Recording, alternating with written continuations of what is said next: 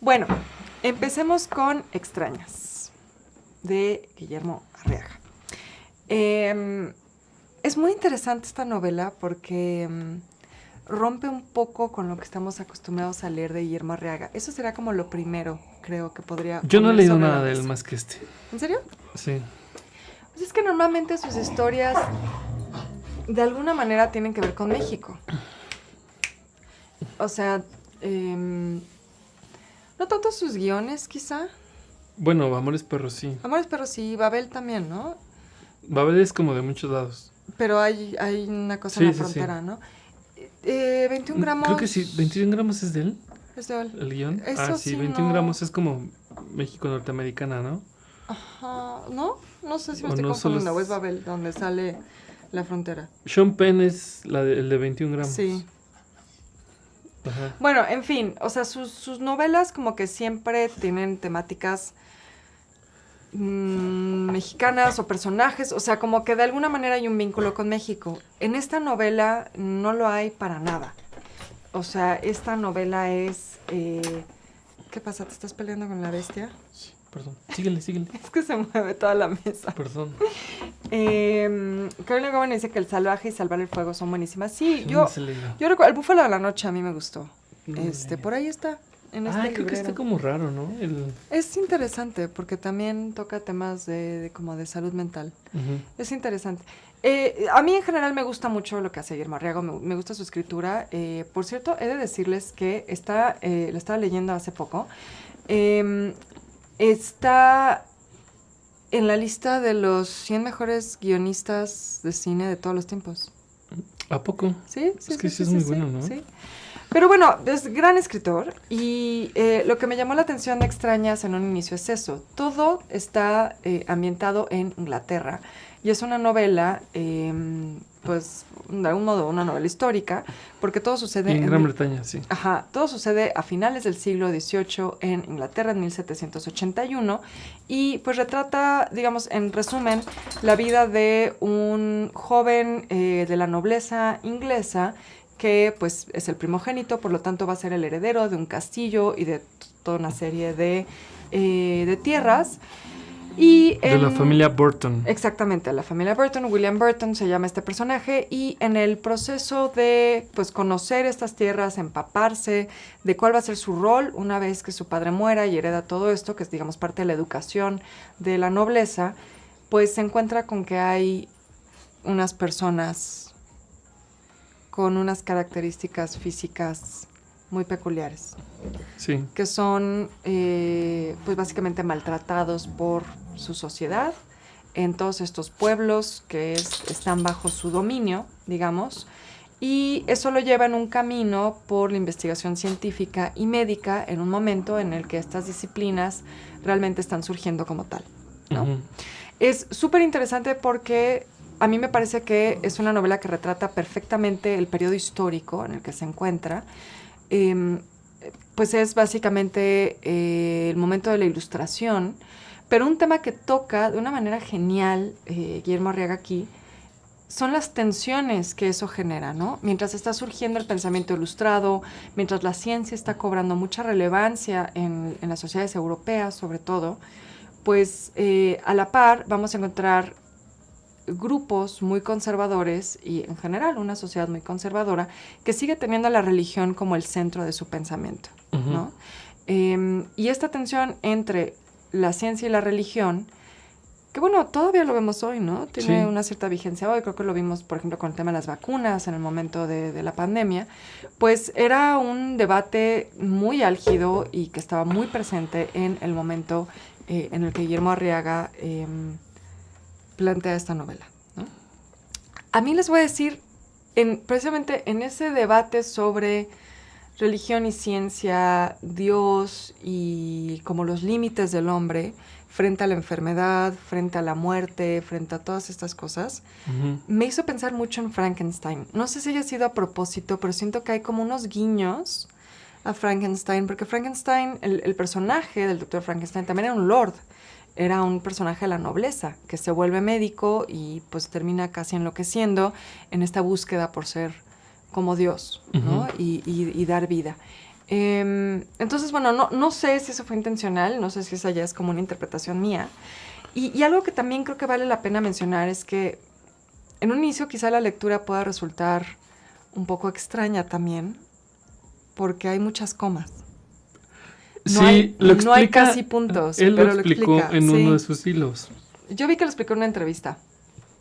Pero, él lo puso en uno de los hilos. A ver, en otra entrevista con un señor que a mí me cae muy bien, que se llama Antonio de Valdés, que además son vecinos, Antonio de Valdés y Guillermo Arriaga. Él explica que cuando se siente a escribir una novela, a ver, esta novela tiene 487 páginas. Que él se siente a escribir así, como loco desesperado, ¿no? Escribe así, de sentón. Y luego la empieza a revisar. O sea, la novela de 488 páginas es como, no sé, pon tú, si es el 50%, escribió 1000 páginas de esta novela. Y lo que explica también ahí es que el lenguaje que utiliza, que trató de apegarse al lenguaje que utilizan en la época. Y que quitó cosas como palabras que empezaran con el por qué. Que se metió al diccionario a buscar el origen, desde cuándo se utilizaban las palabras por qué, para qué. Que no aparece. Ajá, nunca aparece. Nunca aparece. También vi que no aparecen palabras que terminan con mente. Es que yo leí esto en una entrevista que le hicieron en La Jornada.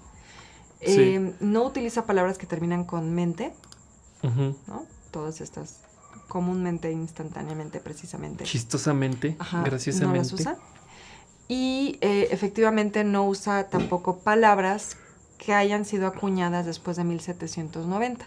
Entonces, en los temas médicos, por ejemplo, nunca aparece la palabra torso, escalpelo. O sea, como palabras, términos médicos que fueron acuñados posteriormente a 1790. Y también explica que utiliza palabras, tengo aquí algunos ejemplos, como eran utilizadas en la época. Entonces, por ejemplo, ¿dónde está esto? Ay, espérenme. Que, por ejemplo, dice, muchos son la forma antigua en que se decían. Por ejemplo, en lugar de veneno, venino. En lugar de infección, infisión. En lugar de epilepsia, epilencia. Eso me parece fascinante porque, no está para saberlo, pero nosotros somos colegas de Guillermo Arriaga. Más yo que tú. Más tú que yo, efectivamente. Porque Guillermo Arriaga tiene una maestría en historia. Y se nota. De la Universidad Iberoamericana. Siento que se nota. Sí, se nota. Justo en esta entrevista hablaba de que tomó una clase que era historia de la ciencia. Ah, órale. Y que, o sea, no, o sea, como que siento que, bueno, tampoco no es una novela histórica en el sentido de que está basado en hechos reales, eso es importante. De hecho, es ficción. Justo al inicio dice... Sí que hay un disclaimer. Ajá. Que dice así, espera. Dice, los hechos reales e históricos en los cuales está basada esta novela jamás sucedieron. Pero se nota que tiene esta beta de historiador porque pues es muy preciso en entender el pensamiento de la época. O sea, creo que eso sí lo hace de una manera maravillosa. Y como les decía, sobre todo esta tensión entre religión, el dejar todo a Dios, ¿no? El que Dios es el que tiene que decidir el destino de las personas. El cuestionamiento por si un ser... Sí.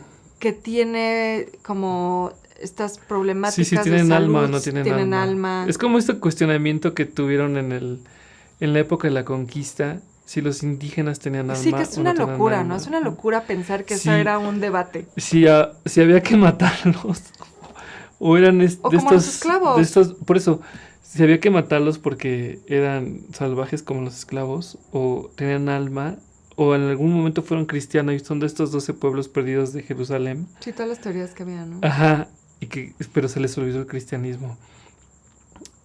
Sí, están esos debates en la novela. Porque además aquí está, justo a los enfermos también se les llama bestias, ¿no? Pero sí ves como esta construcción de una sociedad moderna que está creciendo a partir en el libro, me refiero. O sea, como que empieza, a ver... Sí. Algo que decía Alfonso Mendiola, un maestro de la Ibero, es que la universidad como la conocemos hoy es del siglo XIX para acá. O sea, antes en la universidad podías te chingabas a alguien así a pistolazos. y en duelos y cosas así. O sea, siento que ves como la crudeza, es lo que también me quedó de la novela. ¿Ves? La crudeza de la vida de antes. Ujú. O sea, cómo era una cosa que de milagro sobrevive la gente. Ujú. O sea, hoy que los años de vida se alargan, en esa época eran brevísimos los años de vida, por muchas circunstancias. O sea, porque había bandidos en los caminos, porque las enfermedades se expandían así como... Sí, las epidemias que Ajá, hubo. porque no había un conocimiento científico tan desarrollado como lo hay ahora. Y ves eso en el libro, ¿no? Como esta sociedad que va creciendo junto con las universidades, en este caso la ciencia y la medicina, ¿no? Sí, porque justo también, como decía, es como este momento de la ilustración, que es muy interesante también porque desde el inicio vas viendo cómo se formaban estas élites ya bajo esta idea, ¿no? De que tenían que tener un conocimiento muy completo. Entonces se les daba clases de teología, pero también hay desde el inicio un maestro como de ciencia, que no era tal cual de ciencia, sino que un poco más como veterinario, ¿no? Era como de, a ver, si tú vas a ser el dueño de estas propiedades y la vida de las personas que viven aquí van a depender de ti, porque digamos que ese es como el sistema, ¿no? Que había. Piensen en Downton Abbey. Ahí lo pueden ver. Sí, en Downton Abbey lo pueden ver. Los lords son los dueños del castillo, pero también son de todos los terrenos y en realidad le rentan a los campesinos que trabajan la tierra, ¿no? Y terminan siendo los dueños también del ganado, de todo esto, ¿no? Es como que más bien subarrendan todo eso a quienes trabajan la tierra. Por eso Emiliano Zapata, la tierra es de quien la trabaja. Entonces, pues había esta idea de que si tú vas a ser el dueño de todo esto, tienes que entender cómo funciona, ¿no? Entonces tiene una especie de profesor de ciencia, biólogo un poco, que es muy bonito porque se hace llamar naturalista, que es como el término muy de la época, que le explicaba qué tipo de enfermedades podían tener las vacas, qué tipo de infecciones, cómo identificarlas, ¿no? Pero a la vez la clase de teología, pero a la vez la de gramática, o sea, como que las letras, la filosofía, la ciencia, como este conocimiento como de hombre renacentista, ¿no? De saber un poco de todo, se vuelve muy importante para el siglo XVIII. O sea, el siglo XVIII recupera mucho esa tradición también como de la antigua, pues de la antigüedad clásica, ¿no? Y se vuelve como muy interesante ver eso en la novela, porque, como decía, es como la formación súper integral que tenían en la época, y como en ese momento él también empieza a tomar el camino, el personaje principal, de la ciencia y de decidir que al enfrentarse a esta enfermedad misteriosa que aqueja a algunos de sus habitantes y los pues lleva a estas deformidades y estos problemas discapacitantes, digamos, lleva también a algo que le causa un shock muy profundo, que es el maltrato y el abuso al que son sometidas estas personas. Entonces decide dedicar su fortuna al estudio de la ciencia, ¿no? Al estudio de la medicina. Su vida. Pues su vida, sí. Sí. Su vida. A mí, ¿sabe? Bueno, y ligándolo con lo que me pasó en la mañana de la endodoncia. Saludos a la doctora, que nos escucha cuando lava la ropa, pero no me dijo nada hoy. Yo pensé que me iba a decir, en fin, que yo siempre he pensado que en la antigüedad, antes pon tú, a ver, yo tengo un pedazo de la lengua dormida por una mala praxis, ¿no? Pero piensa en eso, o sea, antes los dentistas eran los barberos, los médicos, te hacían sangrías. Te sacaban las muelas. O sea, piensa cuánta gente tenía problemas de salud, pero defectos en la boca. O sea, seguramente había chimuelos, había gente que tenía la lengua dormidísima, los dolores que padecían. O sea, es que es otra vida, es que es una vida totalmente, radicalmente distinta a la que tenemos hoy en día. Y también eso lo ves en este libro. O sea, siento que eso sí te pone a pensar la evolución de la ciencia y de la medicina al día de hoy. Y lo ligas también, bueno, se puede ligar con el libro de botánica, ¿te acuerdas? El libro Sí. Porque también hay muchas cosas de botánica y de hierberos y de... Sí, de cómo se curaba la gente con estas hierbas tradicionales, ¿no? Sí, con hierbas, con animales, esta como medicina... con las sanguijuelas, que también Sí, aparecen las sanguijuelas. Sí, las sangrías, ¿no? Ajá, o sea, es que la novela sí está bien chida, la verdad. Es una gran novela. Porque no solamente ves como la evolución del personaje, sino también ves como una parte de la historia de la humanidad ahí. Y de estas grandes urbes que se dicen ahora como del G7 así, súper desarrolladas, pero como también vivían así en la mugre, en la cochinada, ¿no? Y como Sí. toda la vida estaba llena de peligros y de riesgos y que te podías morir en un instante de lo que sea. No sé, como un estudio, o sea, súper chido. Exacto, Dr. Quinn. Exacto, Eric. Como Dr. Quinn. Claro, porque el barbero era el que curaba. Sí, así era, así. Hasta pues que llegó que Dr. Quinn, la mujer que cura. No, y fíjate que me parece también como muy interesante, justo cuando dices esto de los barberos, y cómo, pues eso también generó de alguna manera una desconfianza, ¿no? O sea, cuando inicia la medicina como tal, sobre todo, fíjense, aquí en la Nueva España pasa mucho, se les consideraba charlatanes a los médicos. Sí, o sea, la gente no confiaba en ellos, pero para nada. Pues incluso el personaje principal tiene un conflicto grave porque se quiere dedicar a la medicina. Claro, y porque además, bueno, desde el inicio está planteado ese tema, ¿no? La nobleza se sostiene en la idea de que es un decreto divino, sí. ¿no? De que tu familia tiene por un mandato divino... como la corona. La corona, exacto, o tiene el título nobiliario y su nobleza viene por un mandato divino. Sí. Entonces, si toda tu legitimidad se sostiene en eso, en la religión... Claro, es muy banal trabajar. Dedicarte a algo que se contrapone a lo religioso, claro que se convierte en un conflicto, además. ¿no? Porque es como todo lo que tú eres se sostiene en el hecho de que tú fuiste elegido por Dios para tener esa nobleza, ¿no? Esa sangre azul, pues.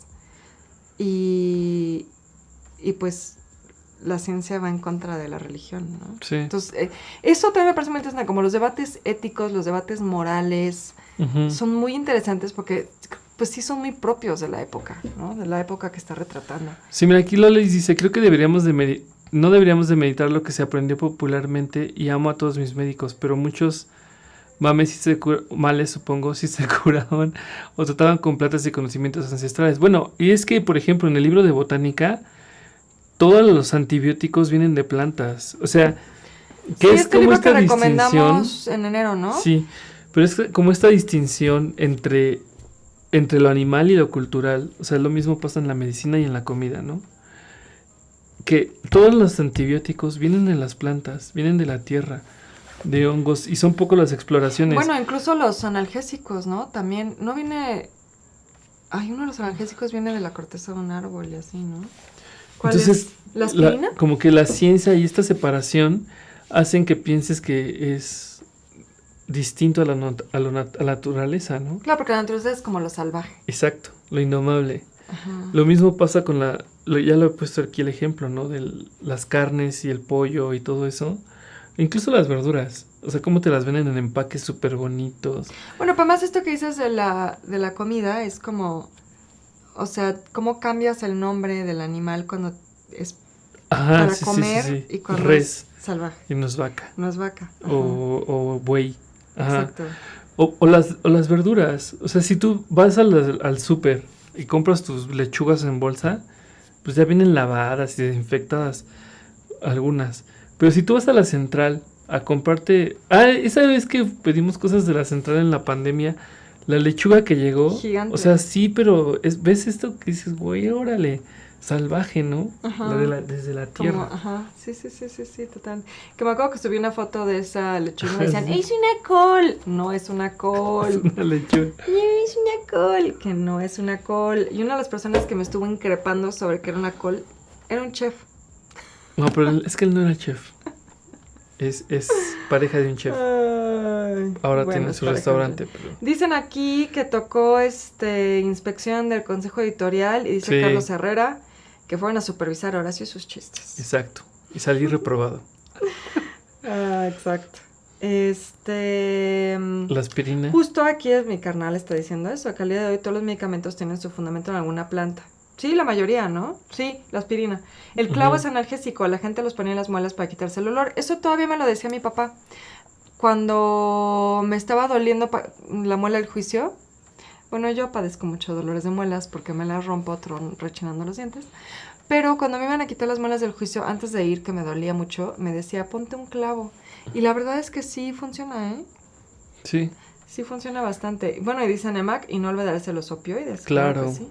Sí, que el opio, a ver, lo pensamos siempre desde la parte como de las drogas recreativas, pero en realidad el opio también se usa, bueno, la amapola se usa para muchas medicinas que sí tienen un fin médico, claro. ¿no? Oye, ¿sabes de qué me acordé? Ahorita que ves los comentarios, de la serie Nick.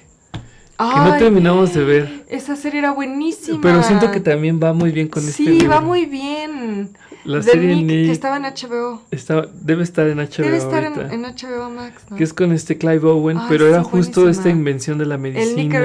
Es de un hospital que había en Nueva York, el Knickerbocker.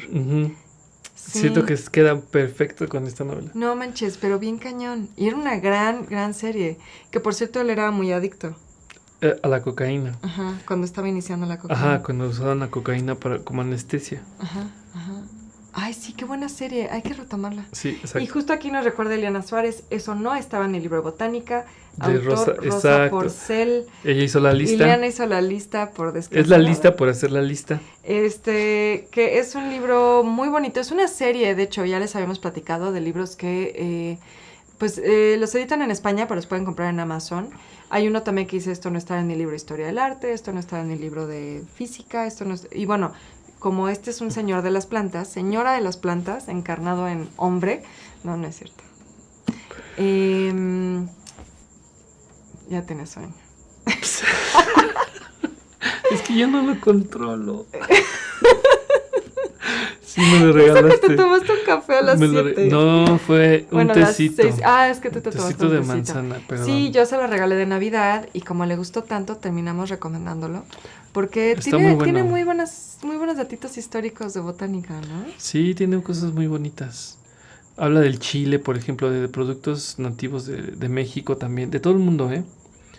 Y son relatos breves, pero valen la pena. Sí, ese es el de las cortitos. especias. El de las especias son cortitos, sí. Sí, pero el de la botánica. Que te va contando la historia de las especies. La historia de las especies, pero la botánica también está padre. La botánica tiene datos muy interesantes como lo el palo de las escobas de las escobas de las brujas. Eso era algo que yo desconocía totalmente, pero interesante. Ajá. Solo les voy a decir que sí tiene que ver con lo que se están imaginando. Se la pasaban bien. Que ahí empezó el pole dance. Tuvo, sí, tuvo. Ay, qué buen dato. La verdad es que yo sí quedé muy en shock, pero muy interesante.